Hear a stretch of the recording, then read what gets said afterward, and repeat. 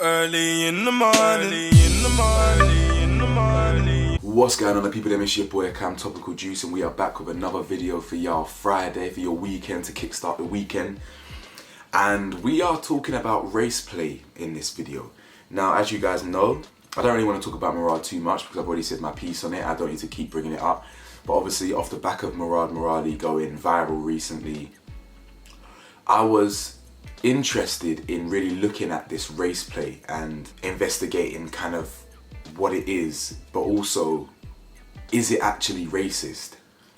And the reason why I'm talking about this today is because, one, I'd never really heard of it before this whole Murad thing blew up, and two, because of the reaction to Murad's situation. The reaction to Murad was that he must be racist type thing.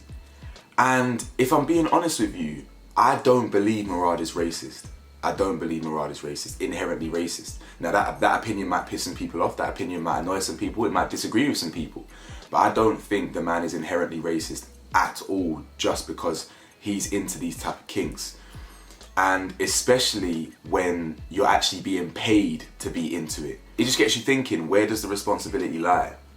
With the person who's being paid, the dominant one in the dynamic, or the person who is being submissive. So I just wanted to get into a bit of a discussion, really, a mature adult discussion where we look at kind of different sides of certain things. So yeah, man, let's get into this video. Like the video for me, hit the bell to be notified for me. Of course, press that subscribe button for me. And yeah, it's road to 50k, man. Help your boy get there. I've recently got to 38,000, so thank you to all my new subscribers for joining the community, the best community on YouTube, because I'm the realest on YouTube, you feel me? Now, according to a very quick Wikipedia definition, race play is basically BDSM, a form of sexual roleplay in which the players act out racially charged situations such as an interracial slave-master relationships. Now, that's what we saw with Murad, for example, where we saw him with white people, Asian people, and black people asserting himself as an Arab man. Is the person being victimized racist? Probably not. If anything, the person who is into the race play, the reality is they're probably traumatized from a lot of different things. It could be trauma as a child, but it also could be racism and the trauma that we go through as minorities in the UK and Western culture. It could be an Asian who's grown up being called a PAKI, for example, or something like that, who's not even Pakistani or something like that, do you know what I'm saying? It could be a black man who's constantly used to being called this and this. It could be someone like me, mixed race, who was constantly told to pick a side and this and this N word and that W word and this C word. Like, I've heard it all in my time. So the trauma that you go through being a minority in this country and the racism you experience and the day-to-day trauma you have to live with for that, and constantly being reminded of your skin color, that could manifest itself in a number of different ways. And one of those ways could be you enjoy being racially abused, basically. You enjoy being fetishized. Now, the same way Murad kind of brought up his past trauma to explain why he likes the foot fetish type thing, the race thing is kind of a similar thing. Now, we all do express ourselves and trauma very differently. It's so important that you understand that trauma affects us differently. Like, even walking around in black skin is traumatic for black people, and a lot of people who aren't black won't understand that. But obviously different minorities will understand that because they go through similar things. Not the same things, but similar things.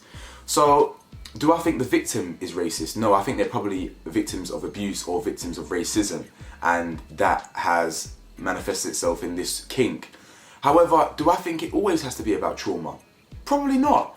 Yeah, the beauty of this world is that there's people from all different walks of life with all different backgrounds, and we're not all the same. Not everything can be explained away. Some people are just different, yeah, and they're probably ashamed of it. They might not have any ounce of racism in them, but they kind of like the taboo nature of it because it's an out of bounds thing. They might just like that, and that's where the kink comes from.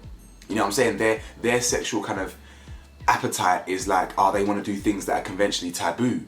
You know, family incest porn and all this random shit, you know what I'm saying, that people are into because it's taboo.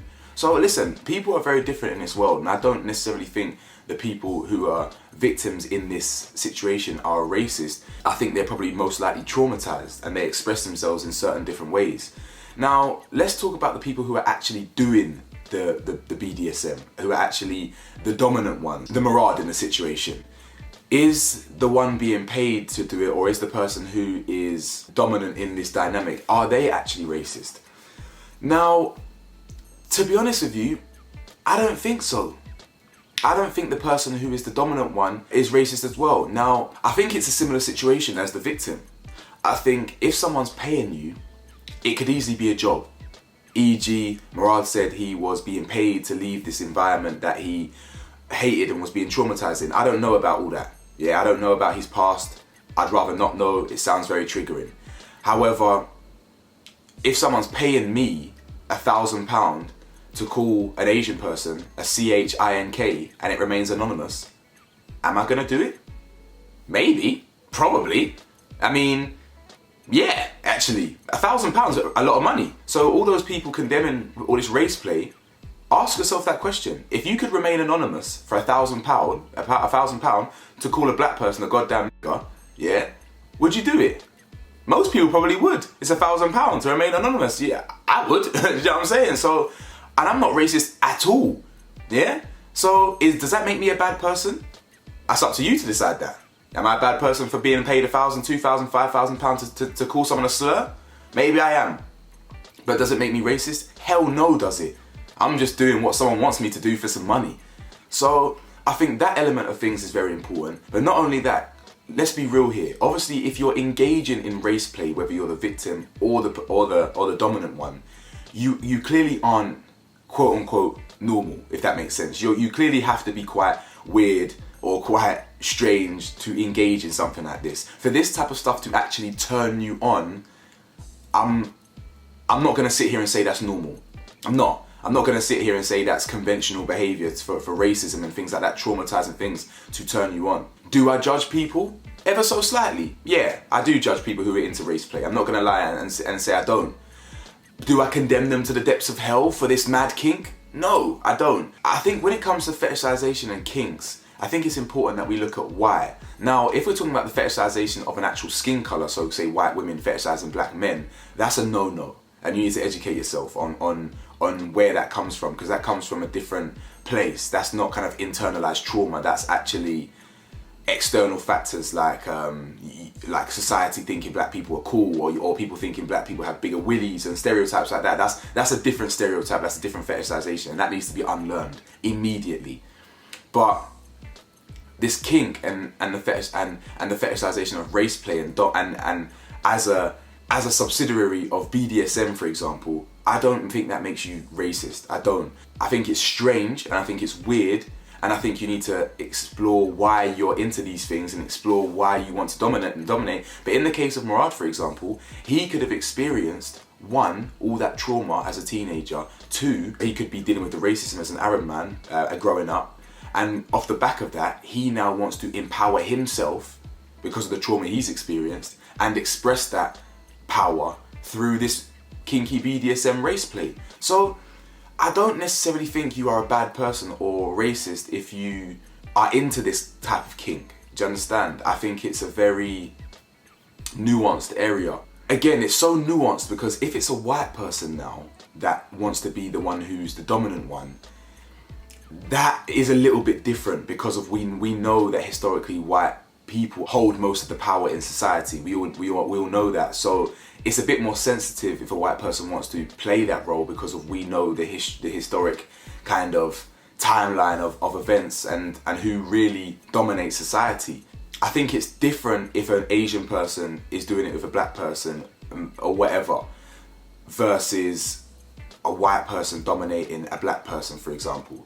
But then again, if the white person just has a kink to kind of express his darkest, taboo, inner, maybe thoughts, not desires, but thoughts, and the black person's willing to express it, is the white person wrong? Is the black person wrong? I don't know. Yeah, I really don't know. I'm not into this shit. You understand? I never even knew what this was really and truly until recently. So this is new to me, but as someone who's unbiased and kind of balanced, I do try and look at all these different sides. In conclusion, I really don't think it is racist to be into this type of thing, whether you're the victim in it or the dominant one. I just think it's internalized trauma whether that's race or SA, but there is something odd about this. Even within BDSM communities, this is kind of frowned upon. Do you understand? But then again, child play and, you know, consent play is not frowned upon. And if you don't know what that is, child play is someone acting like a person younger. Is the person into that?